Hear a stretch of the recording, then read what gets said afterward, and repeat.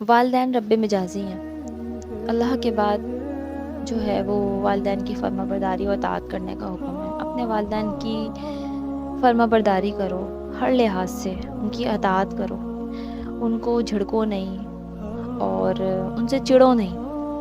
اور ہمارے نبی کا فرمان ہے کہ والدین کو ہرگز نہ ستاؤ، ہرگز ان کی نافرمانی نہ کرو، اگرچہ وہ تمہیں گھر سے نکال دیں، اگرچہ وہ تمہیں دولت دینے سے منع کر دیں، مال و دولت، تو پھر بھی ان سے شکوہ شکایت نہیں کرنی۔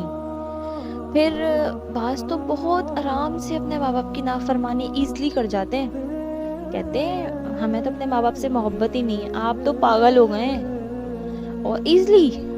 اور آپ کو کیا پتا جو آج کل ہو کیا رہا ہے، ارے آپ کو نہیں پتا، بہت آسانی سے یہ لوگ آپ کو ایک بات بتائیں، نارمل لگتے ہیں؟ اگر ایسے اپنے ماں باپ کے بارے میں کہیں گے تو یہ لوگ آپ کو نارمل لگتے ہیں، نارمل فیل ہوتے ہیں؟ مجھے تو نہیں لگتے، بالکل بھی نہیں۔ ایسے لوگ کمزور کہلاتے ہیں، نفسیاتی بیماریاں کہلاتی ہیں ایسے لوگوں میں، کہ یہ لوگ نفسیاتی بیمار ہیں اندر سے، کیونکہ نارمل انسان اپنے ماں باپ کے لیے ایسی بات تو بالکل بھی نہیں کر سکتا، بالکل نہیں کر سکتا۔ چاہے ماں باپ آپ کو جھڑک دیں، کچھ بھی کر لینا، ماں باپ کو تو اف کہنے کا حکم نہیں ہے، ہم کہنے کا حکم نہیں ہے، ہم اتنی بڑی بڑی باتیں کر جاتے ہیں ماں باپ کے لیے۔ ماں باپ کو تو اف بھی نہیں کہنا قرآن میں بتا دیا، تو اتنی بڑی باتیں کہنے کا تو جواز ہی پیدا نہیں ہوتا۔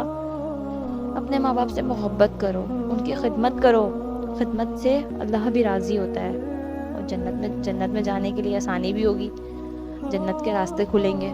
ماں باپ کی دعائیں لو، ماں باپ کو راضی کرو، ماں باپ کی خدمت کرو گے تو ان سے محبت ہو جائے گی انشاءاللہ۔